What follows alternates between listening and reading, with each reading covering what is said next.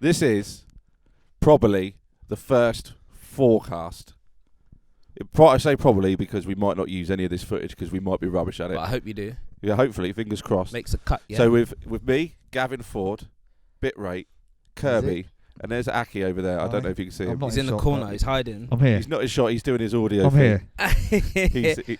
He's engineering. He's got everybody's feed inside his head. So am I in your head, Aki? Am I in your head? Taki. Huh?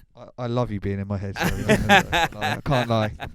So the purpose of this podcast, I think, in the long run, is we're going to share some of this wisdom that we've compiled over the years. I get messages all the time asking for advice with DJing and production, running record labels, sex advice, just anything. People ask me for just general advice. The way he slid that in, he took a little breath, dropped it, no one flinched. No, everyone's like, yeah, I've messaged you, Gav. Yeah, I've been waiting for that. I've been to Gav loads of sex advice. To be honest, he's a bit of a guru, so yeah, fair enough. So I thought maybe, well, I can't do that. I tried doing like vlog things, and I feel uncomfortable. I don't feel like I'm in a place to give advice, but I keep getting asked so much. I must be. So I thought rather than like do these vlog things where I'm trying to spur myself on to give advice to the world, I'll bring in some people that I know definitely know some stuff, know some shit, and we can talk some shit, and then people will learn some shit. Are we allowed to swear on this? I guess so. I've just smashed 3 shits out in a row, and I haven't done that since I had food poisoning a few weeks back. But so to start off, I think we need everyone to get a sense of who we are and what we do, and what qualifies us to give people advice about anything. So I'm going to interview you, even though I know the answers. Maybe I don't. Maybe I'll get some nuggets of truth. I'm all ears. I want the popcorn. But we all met from being resident DJs. That's fair to say, isn't it? Yeah. All at the same club, not at the same time. No, I met you at uni, but I didn't. You put me on to. Oh God, what was it called? Barista. Yeah, I gave him. Do you remember? Was it your first DJ I gig? think it was. Yeah. Oh yeah, because you used to do Barista. Was it the happy hour thing?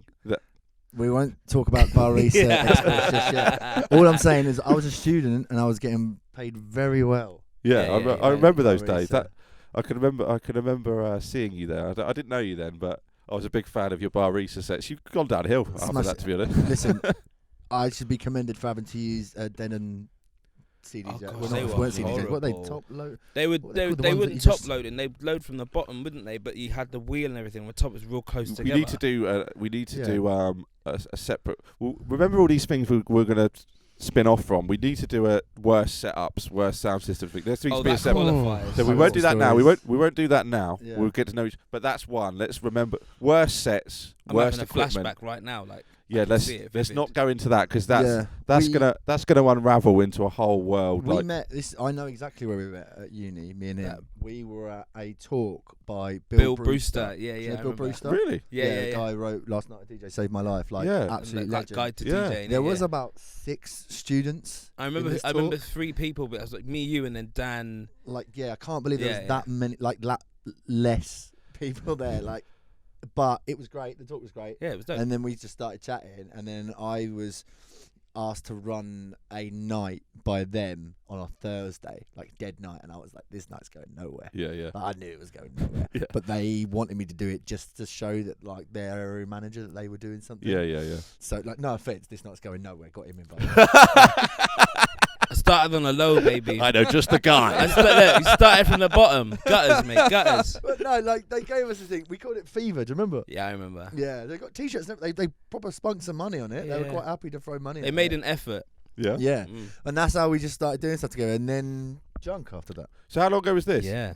2006. Yeah, 2006. So it's my second year at uni. Was it your First year, at yeah. uni? What were you studying at uni? What did you do? Electronic music. Okay. That's good, isn't it? What you didn't, did you? No, I did pop music and record production.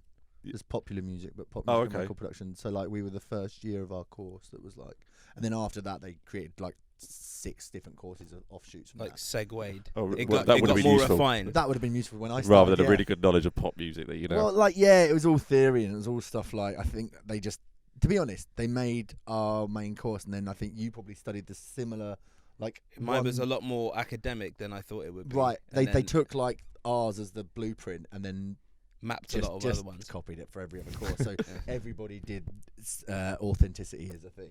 Oh my like gosh. Adorno. And it's all Oh. like the academic study of authenticity and all this sort of stuff. And the diaspora of the great Christ, yeah, tough going. So then When it you was just wanna, junk like, after. make music and stuff. That's tough. Yeah.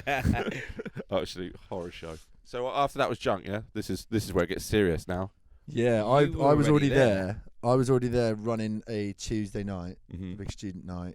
Well, I say big student night. It was on the up. That was famous in It was Southampton. That's dope. cult. They did Yeah, alright. yeah. Yeah. It was always like not just busy, it was stuffed. Yeah, and it sparked the whole Tuesday Being Tuesday a was thing. up Yeah, next, like was the a Tuesday thing, become man. the night to go out. It's that was spearheaded by that. Let's not front. You were Shiana, you are Yeah. welcome.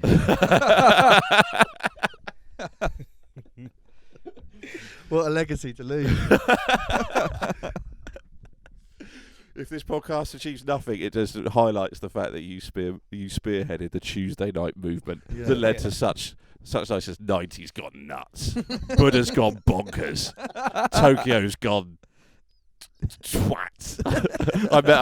I'm making these up. But well, no, Buddha went bonkers, didn't it? But Buddha it did go bonkers. Yeah. 90's Yeah, did they go did nuts. that. Buddha's Tokyo didn't. yeah. Tokyo stayed sane. A little bit. Tokyo stayed dead.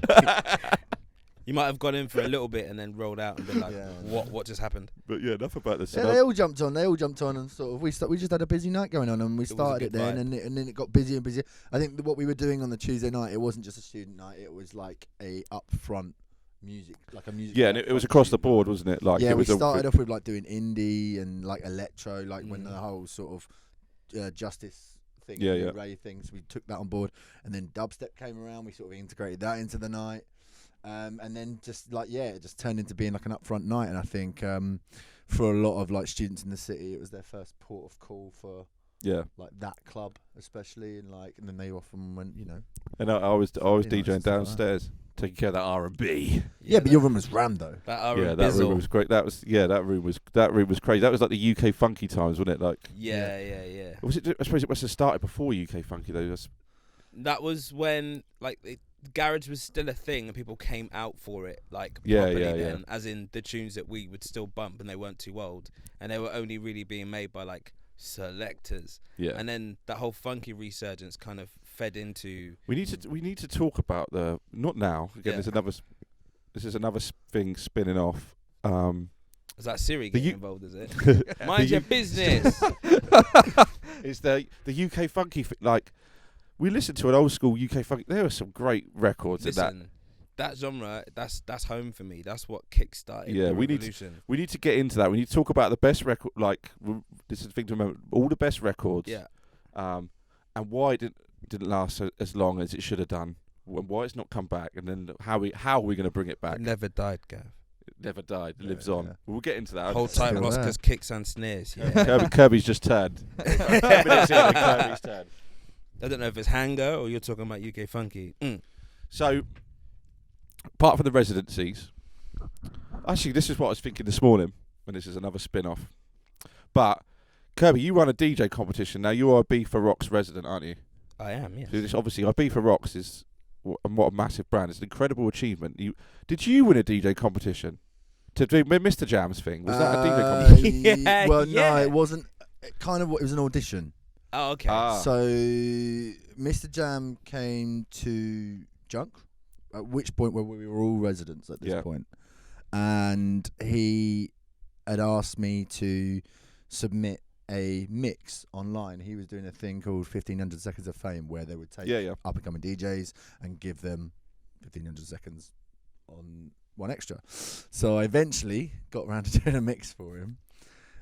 Which luckily he was still doing the thing. They put it on One Extra, which was amazing. That was the biggest thing I'd done, and did like a little cringe-worthy interview on that. Worse than this. And then after that, he came up with his own brand called Speakerbox. I had no idea what it was. They just invited me and other people they'd put on the radio to come and audition to be a resident for this thing. It was at Ministry of Sound.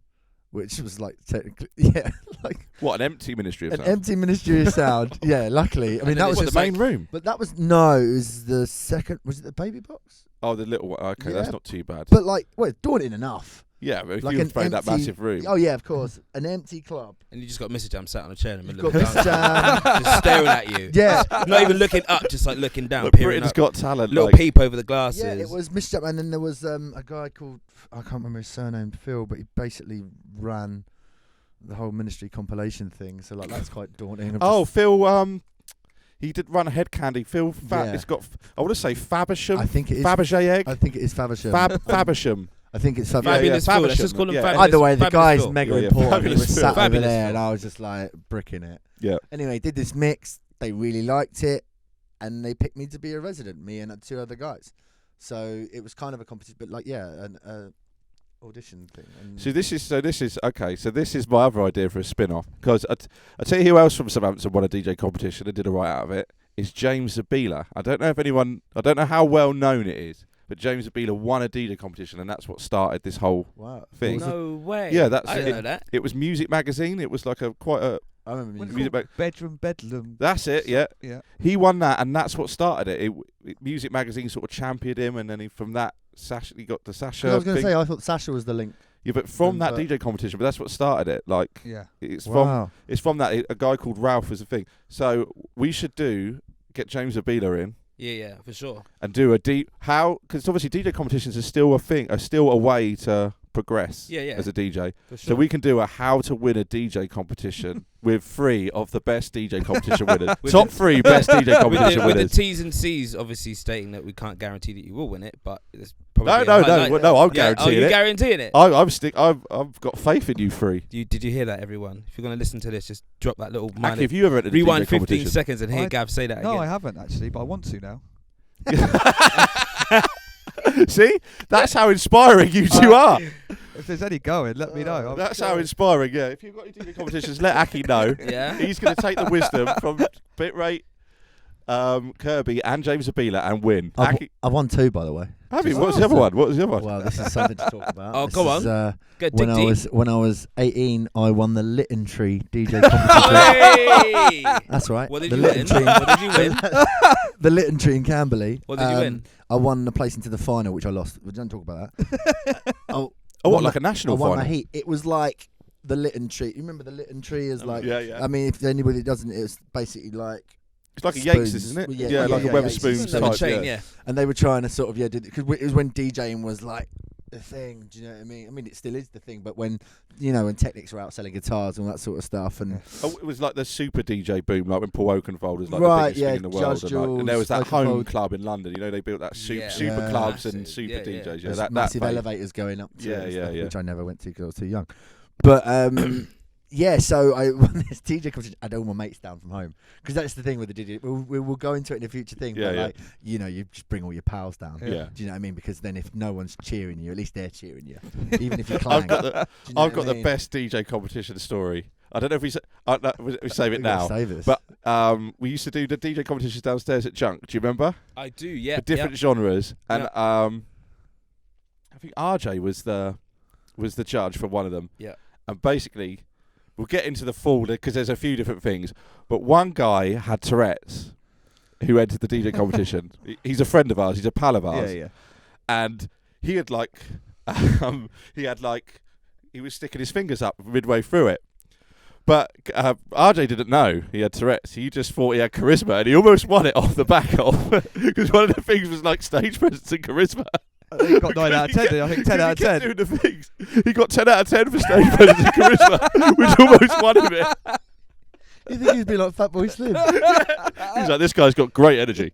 And I just didn't have the heart to tell him. He goes, he's really going for it. But he had a twitch, yeah. He had a twitch, and he almost won a it. Tourette's twitch. That's So- right.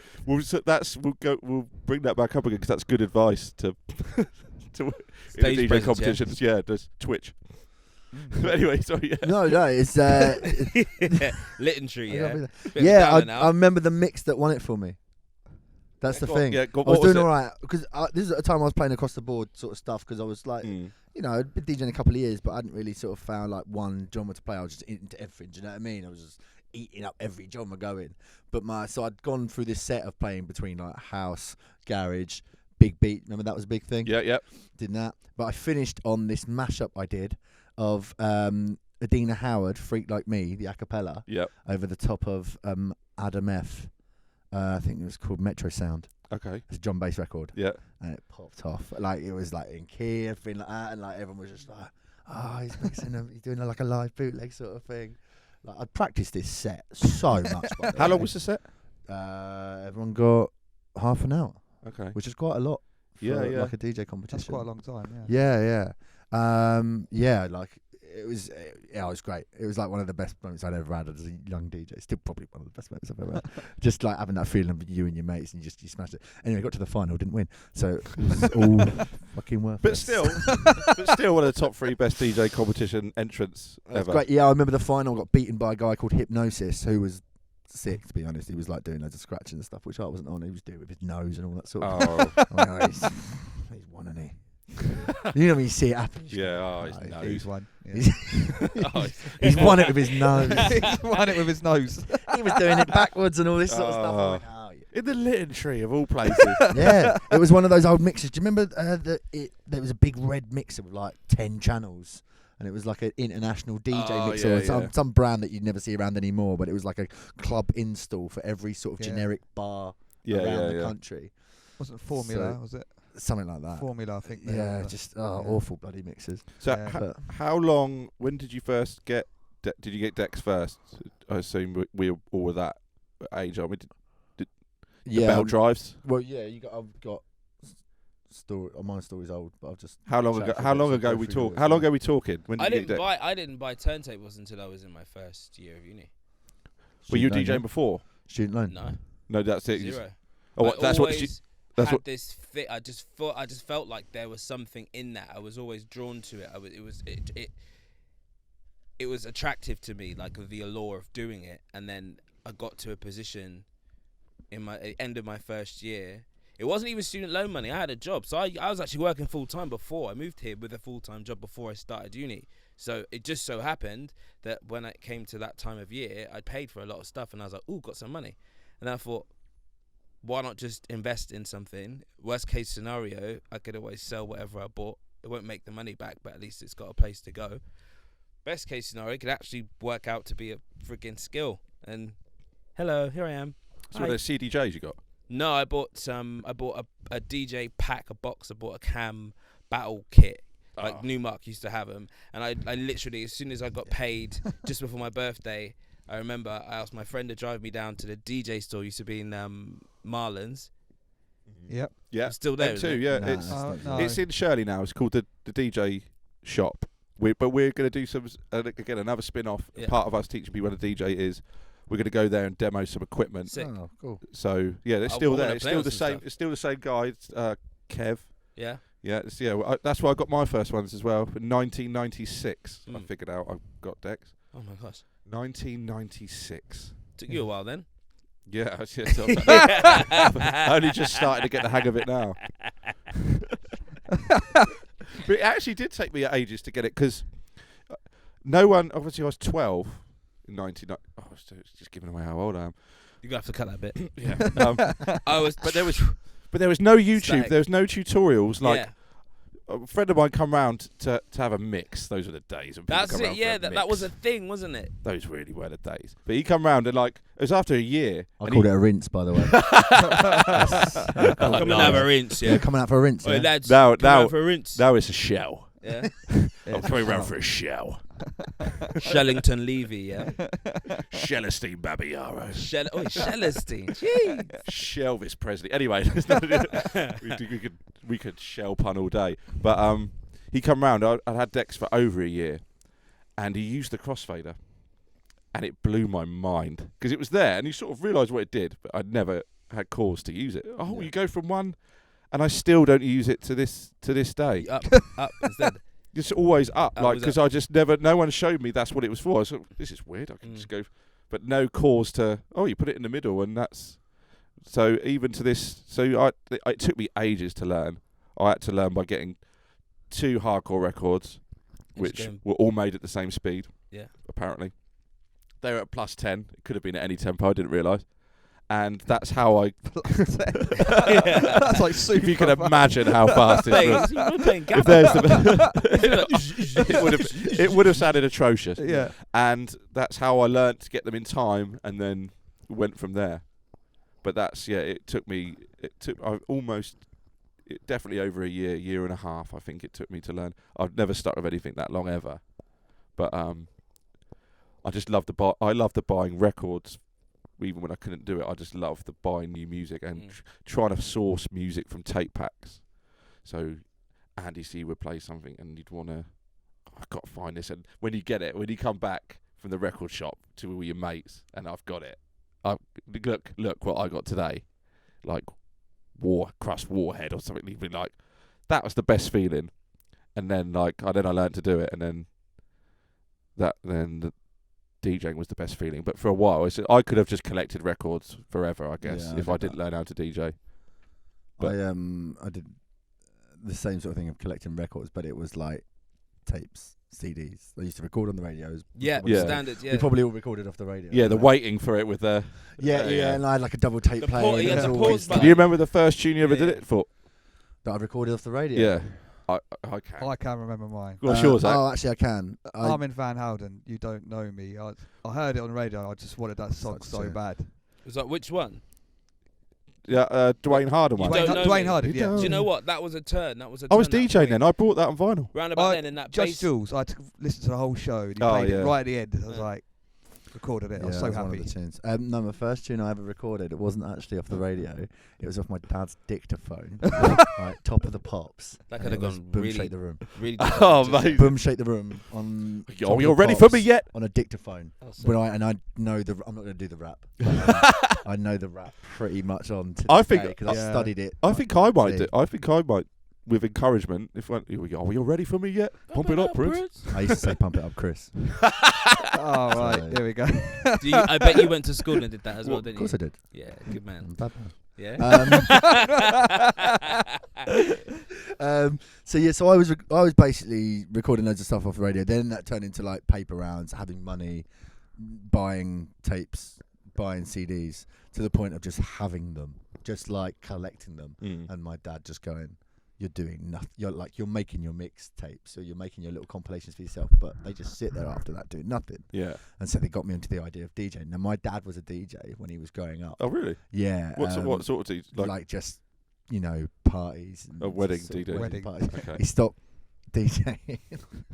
He stopped DJing because he used to drink too much when he was DJing. Ledge. Well, And like he was, that's another episode there. he was on the whiskey, and it was like early days of him dating my mum. I remember some guy was just haranguing him, and it was a boat party. So my dad had him over the side of the boat because this guy was just asking for too many songs.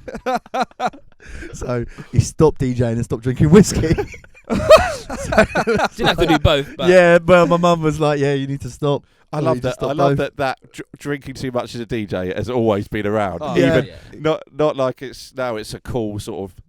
I was reading a thing about DJs that were giving up drinking, but even so, what was that? The 70s. Yeah. So even in the 70s, on a wedding DJs were still like caning it. I love that. I love that that's just remained. Though, can't you really it's you're at it, you're topping up the high that you've got.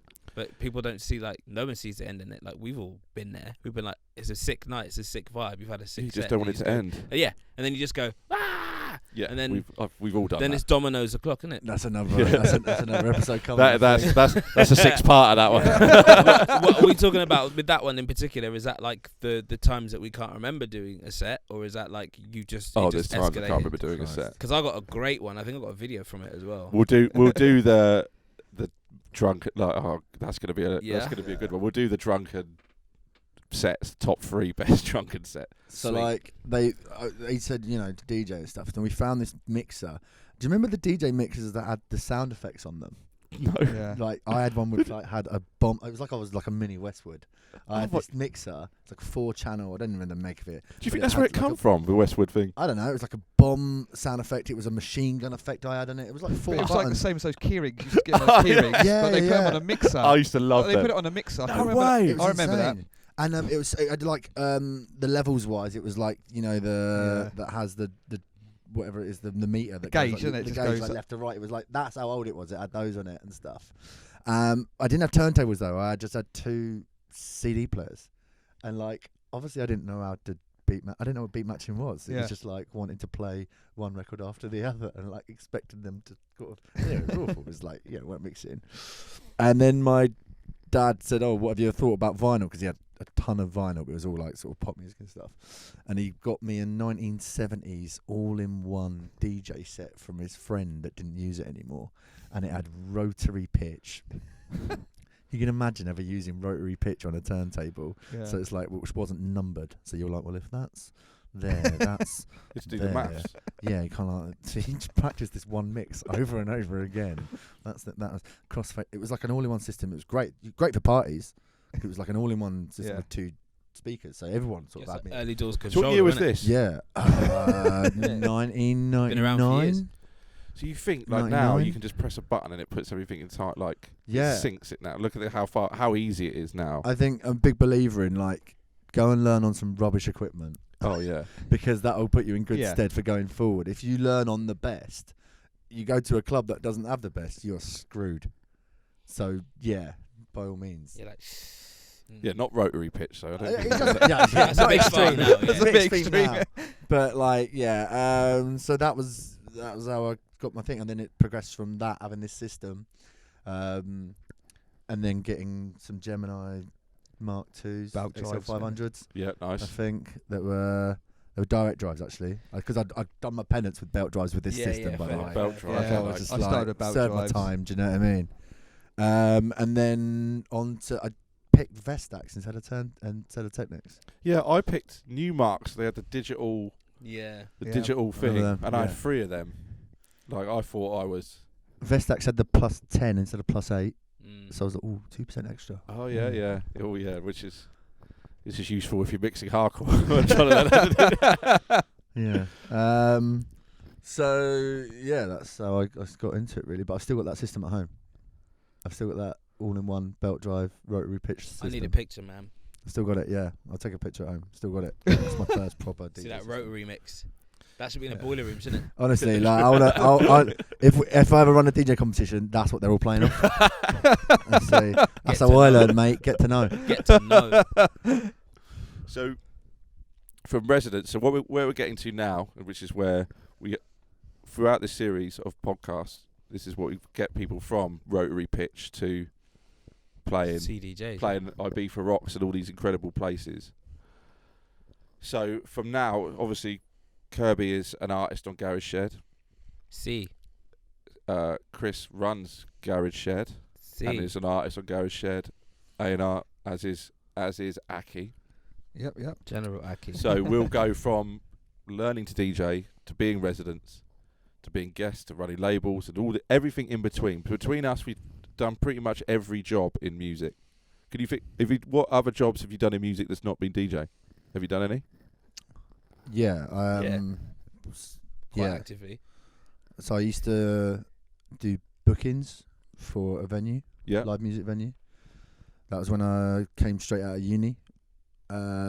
Did live music bookings, so everything in that, like an independent venue where you have to do everything. You're not just doing bookings. You are taking it from the start of an idea to put on a show, for instance.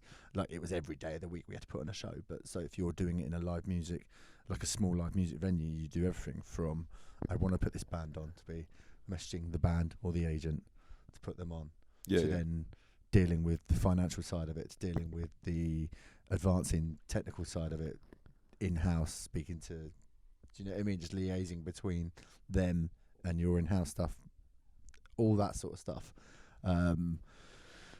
Big job. It was a big eye-opener to the music industry, sort of to go and work in a venue, to see it from that side of things. So I've seen it from. Do you think it helps to have done 100%? Yeah. Like just to sort of get a perspective of what the venue has to do to put on a show. Yeah. Because you're like me, you've done everything in nightlife. I've managed clubs, promotions manager, promoter. I can't think of any other. I haven't done I worked behind the bar as a manager. Like you have to do it, as you say. You have to do everything from booking the things, putting the event. Because there's not a lot of money to be made in these small venues. And I think that's part of certainly what's helped get FooR where it is because we had to run our own event. So I knew how to no one would book us because we were a bit in between genre. So we obviously, some people booked us, but essentially we had to put our own stuff on. Yeah. And we had to start our own record label because no one would sign us, or horrible record deals. But we'll get into that as well in another time. What record contracts to sign and stuff. Yeah, I mean, I was selfishly booking bands or booking DJs that I really wanted to see or wanted to be on the lineup. Yeah, you had some dope ones in there. You got a lot of people just before their bubble over. I remember Disclosure being there. That's mad. Yeah. Like to just think like they've skyrocketed, and they were where Unit. Yeah, it was Unit. Yeah, they were a Unit. 150 quid. What? Yeah. And like you booked What Cashmere capacity? Cat as well. Yeah, but Cashmere Cat. What? Disclosure, Nero. Yeah. With them. So what capacity was Unit? So there was two venues. There was Unit and the Joiners. They were sort of linked, but Unit in that room that we were booking those people was 200 people. 200, yeah. Capacity. How many just people hot. come to Disclosure? About 100, Mm. 120 or so.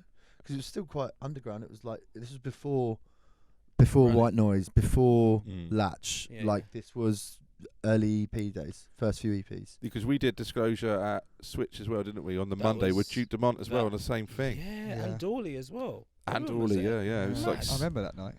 it wasn't free to get in. It was What was like it £6 called quid then? or something. It was called Yeah. Provenance then. Mm-hmm. Provenance, And then we I Providence, remember. And we couldn't on a actually Monday night. you couldn't get to the stage very well because it was kind of like that VIP bit was like actually boxed off, wasn't Mm. it? Yeah, I remember. I think like it just if you want to put on your own stuff, to go back to what you were saying, if there's nobody's booking you or you've got faith in your own thing or nobody's booking nights that you want to do, then taking the bull by the horns and doing your own night. Yeah. And we see some guys doing it in Southampton and doing it really well. There's people are still doing it. Yeah. Yeah, like it's daunting, but at the same time it's worthwhile to get to know the industry a little bit. Oh, 100%. Yeah. And also just get that experience. And if you can't do it, try and like get your foot in with a venue and stuff, and sort of try and do it that way. If Well, you haven't got any definitely financial clout or whatever. We need to cover like, say, getting into how do you get into this thing? Will be what and also DJ. This whole DJing for exposure debate I see all the time. We won't get into now. Yeah, that's there's another a thing thread going because- on at the moment, isn't there? About But I see it all the time. like you see. posted an article that everyone's sort of talking about. At the Yeah, moment, so like many paying memes DJs about and it as stuff. well. Be interested to know your opinions about that and how, there is, as you say, you've touched on it there, putting on your own events, getting in with the right clubs, right promoters and stuff, but we'll definitely have that conversation about exposure and whatnot. Who we are, what we've done, where we come from, how we started, where we're going. So yeah, we'll stop it there, and next time we'll talk about something else. That's how these things work, isn't it? I think so. Safe.